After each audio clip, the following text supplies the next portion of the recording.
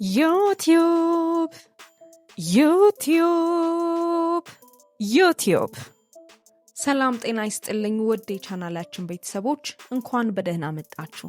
ዛሬ እጅግ በጣም ተወዳጅ የሆነውን በየቀኑ የምንጠቀምበትንና የብዙዎቻችን የትርፍ ጊዜ ማሳለፊያ የሆነውን አንድ ግዙፍ መድረክ ስምና አርማ ሚስጥር አብረን እንፈትሻለን።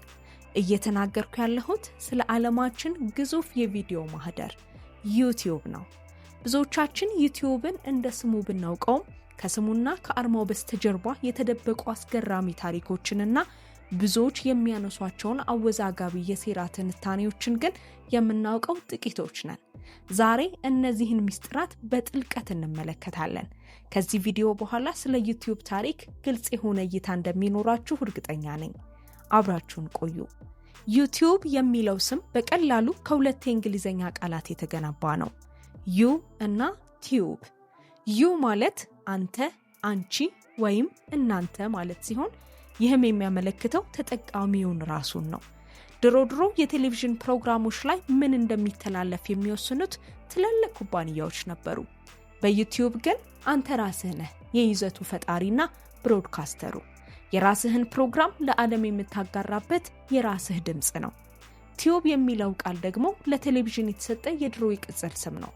የቆዩ ቴሌቪዥኖች ምስል ለማሳየት ካቶድ ሬይ ቲዩብ የተባለ የቱቦ ቅርጽ ያለው ቴክኖሎጂ ይጠቀሙ ስለነበር ሰዎች ቴሌቪዥንን አሳጥረው በመጥራት ቲዩብ ብለው ይጠሩት ነበር። ስለዚህ ሁለቱን ስናሳጥራቸው ዩ ቲዩብ ማለት በቀጥታ የአንተ የቴሌቪዥን ጣቢያ እንደማለት ነው። ዩቲዩብ መጀመሪያ ላይ የተመሰረተው ሰዎች የራሳቸውን ቪዲዮ ቀርጸው በመጫን የፍቅር ጓደኛ የሚፈልጉበት ዴቲንግ ሳይት እንዲሆን ነበር። የስራው መሪ ቃል ቱን ኢን ሁክ አፕ የሚል ነበር። ነገር ግን ማንም ሰው የፍቅር ጓደኛ ፍለጋ ቪዲዮ ሊጭን ስላልቻለ መስራቾቹ ሐሳባቸውን ቀይረው ማንኛውም አይነት ቪዲዮ የሚጫንበት አደረጉት። በመጀመሪያው ሰሞን ያጋጠመው ሌላው አስገራሚ ታሪክ youtube.com የሚባል የቧንቧ ኩባንያ ዩቲዩብን ከሶት የነበረ መሆኑ ነው። በሚሊዮን የሚቆጠሩ ሰዎች ዩቲዩብን ሲፈልጉ በስህተት የቧንቧ ኩባንያው ድረገጽ ላይ የገቡ ሰርቨሩን ያጨናንቁት ነበር። በስተመጨረሻ ክሱን ግን ዩቲዩብ አሸንፏል። የዩቲዩብ አርማን በትኩረት ካያችሁ ቀይ ምልክቱ ያለችው ቲዩብ በሚለው ቃል ላይ ነው። ይህ የሚያሳየው ያ ቀይ ሳጥን የድሮውን ቴሌቪዥን እንደሚወክል ነው። ከጊዜ በኋላ ያ ቀይ ሳጥን ቪዲዮዎችን ለማስጀመር የምንጠቀምበት ምልክት ወደ ሆነው የፕሌይ በተን ተለወጠ። አርማው እጅግ ቀላል ሆኖ አንድ ቪዲዮ ይጫኑ የሚል መልእክት ያስተላልፋል። አሁን ደግሞ ከስሙና ከአርማው በስተጀርባ ያሉ የሴራ ትንታኔዎችን እንመልከት። አንዳንድ የሴራ ትንታኔ አቅራቢዎች ስለ ዩቲዩብ ስምና አርማ የተለየ ትርጉም ይሰጣሉ። ቲዩብ የሚለው ቃል በድሮው የእንግሊዘኛ አጠቃቀም ቧንቧ ወይም መተላለፊያ ከመሆኑ ጋር በማያያዝ ዩቲዩብ ሰዎችን ወደ አንድ የታቀደ አቅጣጫ ለመምራት የሚያገለግል የአእምሮ ማጠቢያ ቧንቧ ማይንድ ኮንትሮል ቲዩብ ነው ይላሉ። ዩ የሚለው ቃል ደግሞ ተጠቃሚው ራሱ ሳያውቀው መረጃውን አሳልፎ እንደሚሰጥ ያሳያል ብለው ያምናሉ። በተጨማሪም በዩቲዩብ አርማ ላይ ያለው ደማቅ ቀይ ቀለም አደጋ ወይም ትኩረትን የሚያመለክት ሲሆን የሴራ ተንታኞች ይህ ቀለም ሰዎችን በስክሪኑ ላይ እንዲጣበቁና የጊዜ አጠቃቀማቸውን እንዲያጡ ለማድረግ የተመረጠ የስነ ልቦና መጠቀሚያ ነው ይላሉ። ስለ ፕሌይ በተን ምልክቱ ስንመለከት የፕሌይ በተን ምልክቱ 3 ማዕዘን ወደ ቀኝ መዞሩ ወደፊት መጓዝን ቢያሳይም አንዳንዶች ግን ይህ 3 ማዕዘን ቅርጽ ከሚስጥራዊ ማህበራት ምልክቶች ጋር ግንኙነት አለው ብለው እስከ መከራከር ይደርሳሉ። እዚህ ጋር የሚሰጡትን አስተያየቶች ማረጋገጥ ባይቻልም ነገር ግን በኢንተርኔት ዓለም ላይ ሰፊ መነጋገሪያ መሆን ችለዋል። ዩቲዩብ ታሪኩ የጀመረው በጣም ቀላል በሆነች ቪዲዮ ነበር።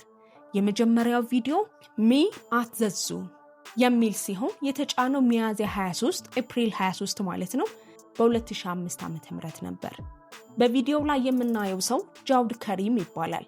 እሱ ከስቲቭ ቼን እና ቻድ ኸርሊ ጋር በመሆን ዩቲዩብን ከመሰረቱት 3 ወጣቶች አንዱ ነው። ጃውድ ይህንን ቪዲዮ የቀረጸው በሳንዲያጎ የእንስሳት መካነ አራዊት ሳንዲያጎ ዙ ውስጥ በዝሆኖች ፊት ለፊት ቆሞ ስለ ዝሆኖች ግንዶች የተናገረበት የ19 ሰከንድ ተራ ንግግር የዛሬውን ግዙፍ የቪዲዮ ኢምፓየር መሰረት ጥላለች። ዩቲዩብ ስራ በጀመረ በአመቱ እጅግ አስገራሚ እድገት በማሳየቱ በ2006 ዓመተ ምህረት ጉግል ኩባንያውን በ1.65 ቢሊዮን ዶላር ገዛው። ያን ጊዜ ብዙዎች ጉግልን ቢተቹም ዛሬ ላይ ግን ዩቲዩብ በየአመቱ በ10 ቢሊዮኖች የሚቆጠር ዶላር ገቢ የሚያስገኝ የጉግል ትልቁ ንብረት ሆኗል። ሚ አት ዘ ዙ ዛሬ ድረስ በዩቲዩብ ላይ ይገኛል። ቪዲዮ እስካሁን ከ380 ሚሊዮን በላይ እይታዎች ያሉት ሲሆን በየቀኑ በሺዎች የሚቆጠሩ ሰዎች የመጀመሪያው ቪዲዮ መሆኑን ለማየት ይጎበኙታል። ጃውድ ከሪም ዛሬም ድረስ የቪዲዮውን መግለጫ ወይም ዲስክሪፕሽኑን በመቀየር አልፎ አልፎ በዩቲዩብ አሰራር ላይ ያለውን ቅሬታ ወይም አስተያየት ለመግለጽ ይጠቀምበታል። ይህ ታሪክ ዩቲዩብ ከምን ተነስቶ የት እንደደረሰ የሚያሳይ አጭር ቪዲዮ ነው። በአጠቃላይ ዩቲዩብ ተመልካች ብቻ የነበረውን ህዝብ ወደ አቅራቢነትና ወደ ራሱ የቴሌቪዥን ጣቢያ ባለቤትነት ያሻገረ ትልቅ ስም ነው። በሚቀጥሉት ጊዜያት ዩቲዩብ ላይ ቪዲዮ ስትመለከቱ ከጀርባው ያለውን ይህን ሁሉ ታሪክና ወዛጋቢ አስተያየቶች አስታውሱ። የዛሬው ዝግጅታችን ይህን ይመስል ነበር። ቪዲዮውን ከወደዳችሁት ላይክ እና ሼር ማድረጋችሁን አትርሱ። እንዲህ አይነት የብራንዶችና የሎጎዎች ሚስጥር እንዲደርሳችሁ ደግሞ ሰብስክራይብ በማድረግ የደወል ምልክቷን ይጫኑ። የትኛውን ብራንድ ስምና ሎጎ እንድንመረምር ትፈልጋላችሁ? አስተያየቶቻችሁን ኮሜንት ላይ አስፍሩ። መልካም ጊዜ ይሁንላችሁ። በሚቀጥለው ቪዲዮ እስከምንገናኝ ቻው።